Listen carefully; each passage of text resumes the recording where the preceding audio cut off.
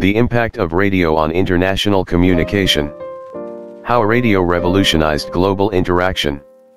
Introduction to radio and international communication. Early adoption. Western countries quickly recognized the strategic value of radio communication following its initial use in 1902. Cost effectiveness. Radio technology was affordable compared to cable systems, enabling mass distribution. Strategic advantage. Radio's ability to bypass geographical and political barriers posed a threat to British-dominated international cables. Conference, held in Berlin with 28 participating states. Objective, establish standards and procedures to minimize radio interference. Outcome, creation of a frequency allocation regime that prioritized nations who first reported their frequency usage. 1912 agreement. Stations broadcasting internationally had to register their wavelength with the International Radio Telegraph Union. System flaws.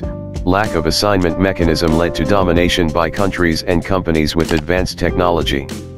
USA, Radio Act of 1927 established commercial radio funded by advertising. UK, the British Broadcasting Corporation, BBC, founded in 1927, operated as a non-profit public broadcasting entity. Comparison, the BBC model versus the commercial, unregulated US approach. Germany's initiative. Germany began using radio for international broadcasting as early as 1915. Initial challenges. Early broadcasts were limited and targeted a small audience, but set the stage for future propaganda efforts. Radio in World War I and II. Role. Radio played a key role in influencing public opinion and war involvement. British advantage. Cutting undersea cables allowed the British to control and censor German information. Propaganda tool. Both Allies and Axis powers used radio extensively for psychological warfare and propaganda. BBC maintained a policy of impartiality to retain public trust. Nazi strategy utilized radio for propaganda, spreading misinformation to undermine enemy morale. Post-war developments and the Cold War era. Cold War propaganda. Western stations like Voice of America and Radio Free Europe were state-funded and used to influence global perceptions. Soviet response. Radio Moscow, now Voice of Russia, countered with its own broadcasts. Hungarian Revolution 1956. Radio Free Europe's involvement led to diminished trust due to unmet promises of support. Cuban Missile Crisis, 1962. Radio Moscow and Voice of America played a role in easing tensions and promoting diplomatic solutions during the crisis. Legacy. Radio's impact on international communication was profound, shaping both wartime propaganda and diplomatic relations.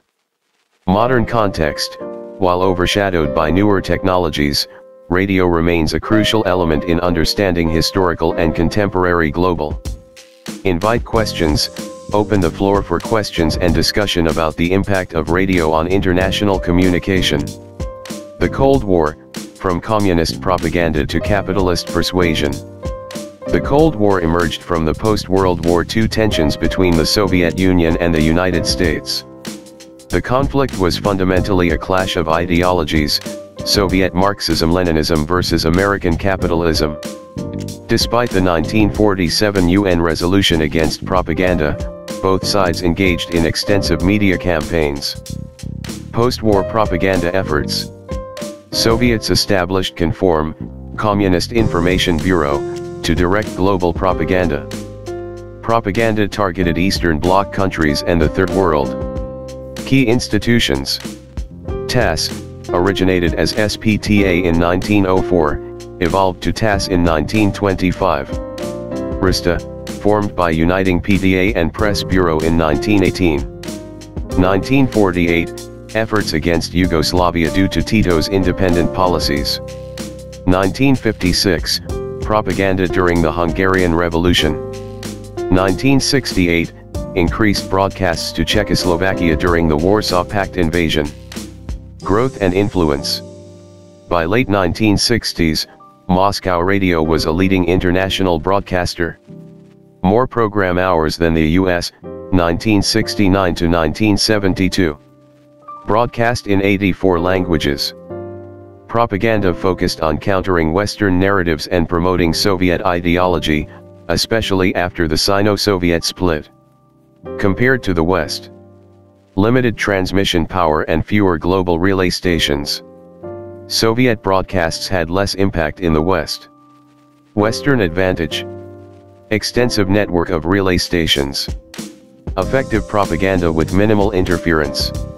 Voice of America, VOA, Radio Liberty, RL, Radio Free Europe, RFE, and American Forces Network. Initial strategies. Promoted by President Truman's Campaign for Truth during the Korean War.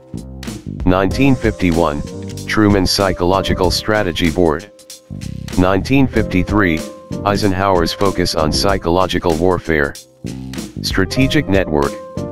Relay stations in Bangkok, Colombo, Tangier, Munich, and others. Secretive locations to prevent jamming and ensure signal strength. Facilitative communication. Press releases, cultural exchanges, and educational programs to support U.S. interests globally. Cold War dynamics. The world was split into two ideological camps. Western Europe aligned with the U.S. Eastern Europe became Soviet satellites. Conflict. Not just a US-USSR struggle but a global issue. Europe was a major battleground with heightened tensions. The Cold War's impact. Balance of terror prevented direct conflict but spurred an arms race. Periods of tension and détente. Alternating phases of high tension and improved relations.